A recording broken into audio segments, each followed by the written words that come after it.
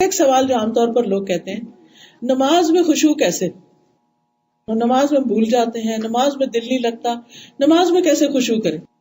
حضرت انس کہتے ہیں نبی صلی اللہ علیہ وسلم نے فرمایا اپنی نماز میں موت کو یاد کرو، کیونکہ جب انسان نماز میں موت یاد کرتا ہے تو ممکن ہے وہ اپنی نماز اچھی طرح پڑھنا شروع کر دے، اور اس آدمی کی طرح نماز پڑھو جو یہ سمجھتا ہے کہ یہ نماز اس کی آخری نماز ہے، اس کے بعد اس نے کوئی اور نماز نہیں پڑھنی. تو اس طریقے سے انسان کی نمازوں میں خشوع و خضوع آنے لگتا ہے. ایک آدمی نبی صلی اللہ علیہ وسلم کے پاس آیا، کہنے لگا اللہ کے رسول مجھے کچھ بتائیے اور مجھے کوئی مختصر سی نصیحت کر دیجیے. آپ نے فرمایا جب تم اپنی نماز کے لیے کھڑے ہو تو ایسی نماز پڑھو گو دنیا سے جا رہے ہو. پھر ایک اور مرحلہ ہے اور وہ ہے اندر کی خیالات اور سوچوں کا. بہت سے لوگ اس پر پریشان ہوتے ہیں. اگر آپ اس طریقے پہ عمل کریں گے، سجدے والی جگہ پہ دیکھنا ذرا شروع کریں، آپ دیکھیں گے خیالات کم ہو جائیں گے. بہرحال ہر شخص کا اپنا اپنا حساب ہو سکتا ہے. مجھے اس سے بہت فائدہ ہوا ہے کیونکہ اللہ کے رسول صلی اللہ علیہ وسلم کی کوئی بات بھی حکمت سے خالی نہیں. تو خیالات دو طرح کے ہوتے ہیں، ایک ہوتا ہے خیالات کا آنا اور ایک ہوتا ہے خیالات کا لانا. آنے والوں کو تو آپ روک نہیں سکتے، پاسبل ہی نہیں. اور ایک ہوتا ہے خود انوائٹ کرنا، کسی کو بلانا، دعوت دینا. اس کو آپ بہرحال کنٹرول کر سکتے ہیں. اب جو بن بلائے آ جاتے ہیں ان کو آنے دیں، ان کو آپ اگنور کر دیں، کیونکہ ہمارا دماغ ایسی چیز ہے کہ جو کانسٹنٹلی کام کرتا ہے، رکتا نہیں ہے. آپ سو رہے ہوں تب بھی وہ خوابیں دیکھتا رہتا ہے، آپ جاگ رہے ہوں، آپ کسی سے بات کر رہے ہوں تو ضروری نہیں کہ آپ کی پوری توجہ وہاں ہو. بہت دفعہ ایسا ہوتا ہے کہ بات کرتے ہوئے آپ کا دھیان وہاں بھی ہوتا ہے اور کہیں اور بھی ہوتا ہے.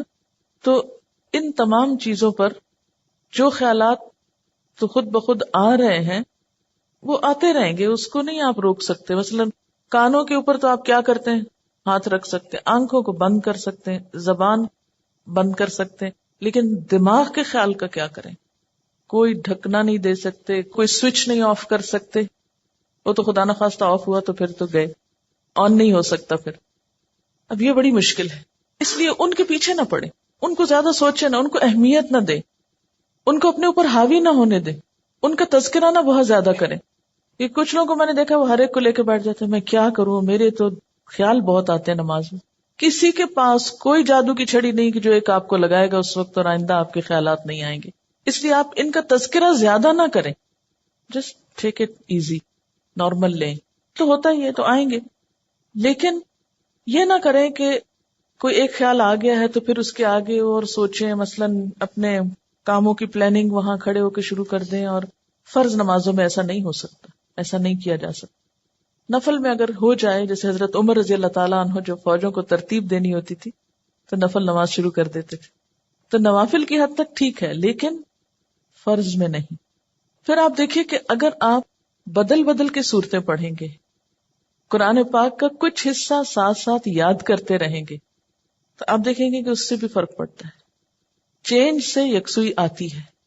مثلا ایک جگہ آپ کھڑے ہیں یا ایک جگہ آپ کام کر رہے ہیں تو بعض اوقات آپ کام نہیں کر پاتے اور بار بار آپ کو خیالات تنگ کرتے ہیں. اپنی پڑھائی کے دوران بھی آپ نے دیکھا ہوگا، آپ تھوڑی سی پوزیشن چینج کر لیتے ہیں، جگہ بدل لیتے ہیں، اٹھ کے جا کے پانی پی کے آ جاتے ہیں یا کچھ، تو اس سے پھر فرق پڑ جاتا ہے.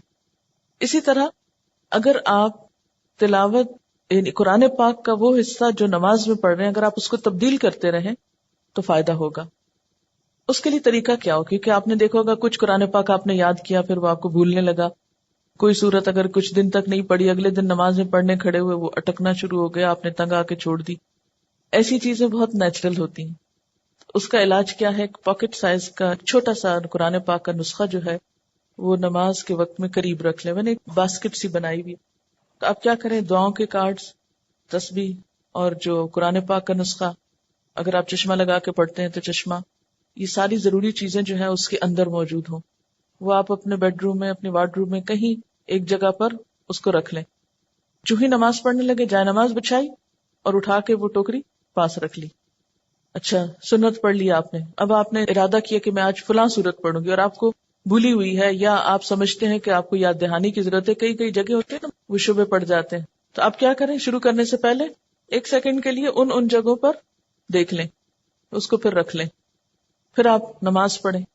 آپ انشاءاللہ وہ صورت بہتر طور پر پڑھ پائیں گے. جب آپ پڑھیں گے تو آپ دیکھیں گے کہ آپ کی واقعی نماز میں خوشی پیدا ہوگی، کیونکہ کچھ عملی تدابیر بھی ہوتی ہیں کہ یکسوئی والی جگہ ہو لیکن ساتھ ایسی چیزیں موجود ہوں. مثلا اگر آپ نوافل پڑھ رہے ہیں اور آپ تھک گئے ہیں بیچ میں، تو بجائے اس کے کہ اپنے اوپر زور زبردستی کر کے پھر کھڑے ہو جائیں، آپ بیچ میں تھوڑا بیٹھ بھی سکتے ہیں، یا یہ کہ سلام پھیر کر آپ دعاؤں کا کارڈ نکالیں، کچھ دعائیں پڑھ لیں، اس میں آپ ریلیکس بھی ہو جائیں گے اور ساتھ یہ ہے کہ دعائیں بھی مانگی جائیں گی اور اگلے 2 نفل جو ہیں وہ زیادہ یکسوئی کے ساتھ پڑھے جائیں گے. تو اس طرح کی کچھ عملی تدابیر جو ہیں وہ آپ کی نماز کو اچھا کر دیتی.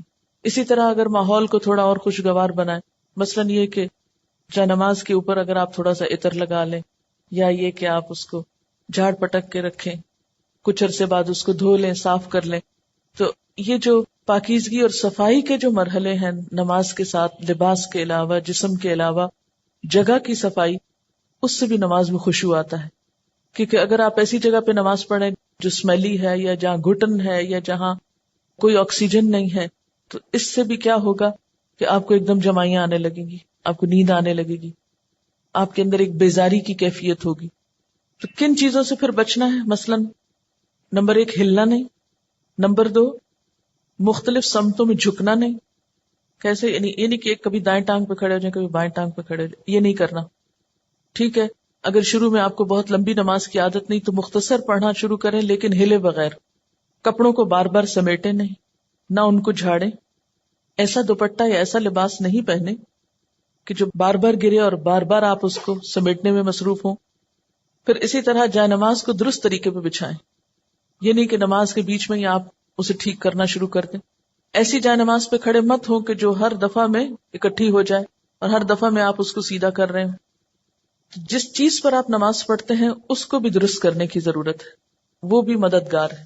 اسی لیے آپ صلی اللہ علیہ وسلم نے نماز کے وقت سامنے نقش و نگار اور جائے نمازوں کے اوپر نقش و نگار اور ان چیزوں کو ناپسند کیا ہے، کیونکہ یہ بھی نماز میں خلل انداز ہوتے ہیں.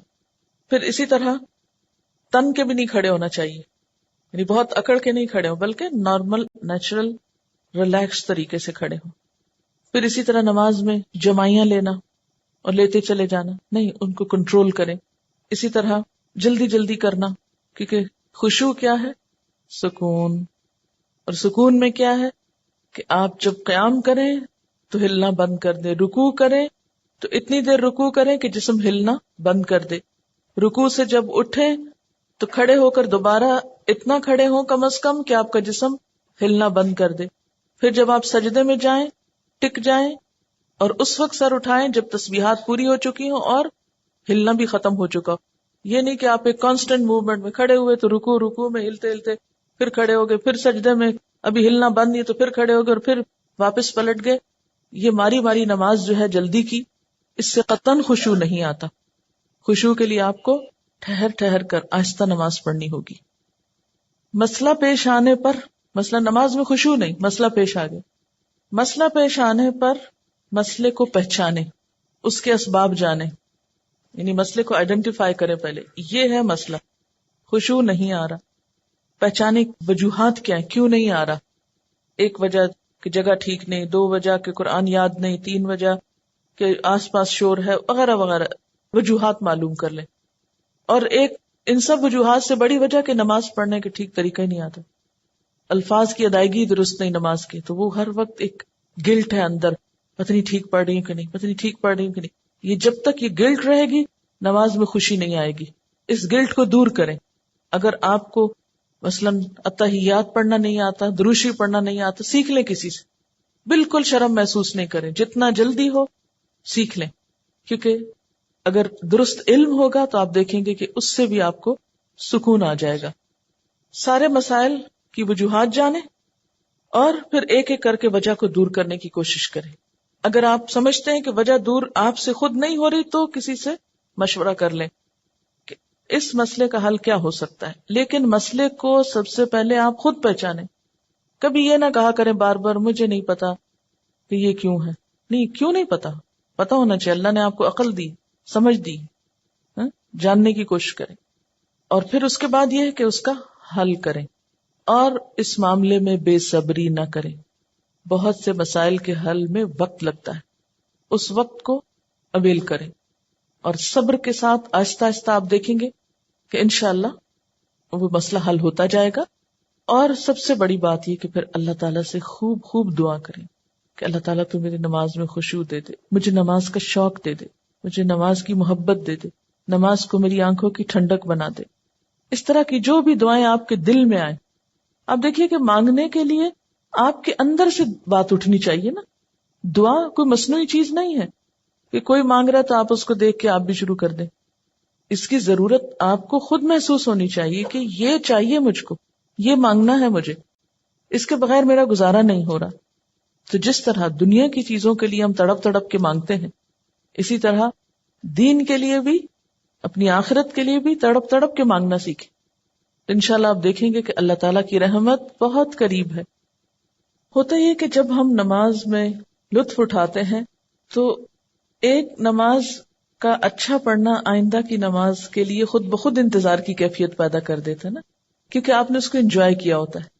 اور اگر ایک نماز آپ نے خراب پڑھی تو اس کے بعد دل پہ بوجھ پڑتا ہے، اس بوجھ سے گلٹ آتی ہے اور پھر انسان کہتا ہے کیا فائدہ، پتہ نہیں پچھلی کا کیا بنا، اب اگلی کیا پڑھوں. بس وہ ایک پھر ڈگمگانے کی اور کشمکش کی کیفیت پیدا ہو جاتی.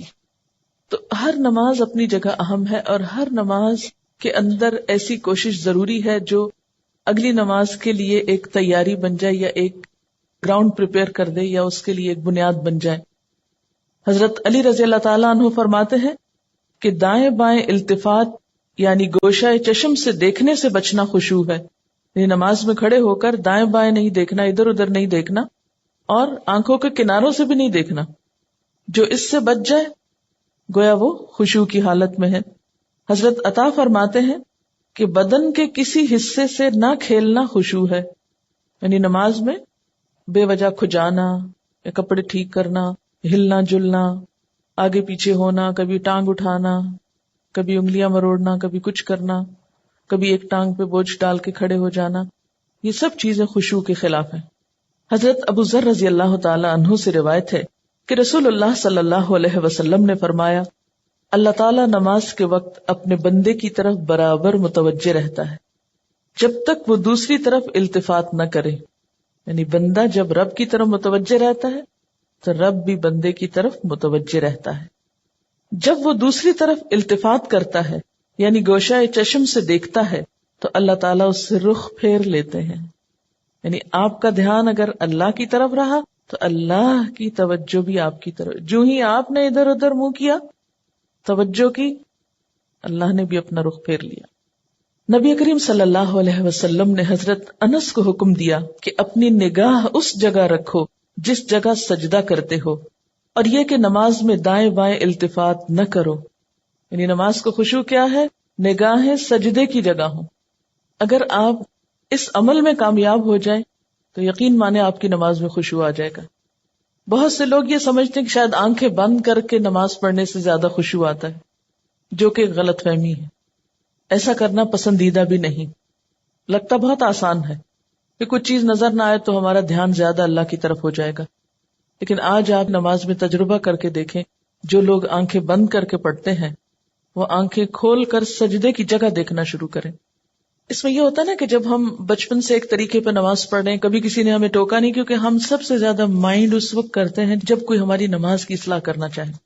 عام طور پر اگر آپ لوگوں کو کسی بھی چیز سے روکیں تو وہ اتنا نہیں برا مناتے، لیکن اگر نماز کے بارے میں تھوڑی سی بات بھی کر دے تو ہائپر سینسٹیو ہوتے ہیں، غصہ کرتے ہیں کیوں کہا، یا یہ کہ نماز کا طریقہ درست نہیں، اگر اس میں کسی نے تھوڑی سی بھی مداخلت کر دی تو ناقابل برداشت. تم ہوتے کون ہو مجھے کچھ کہنے والے.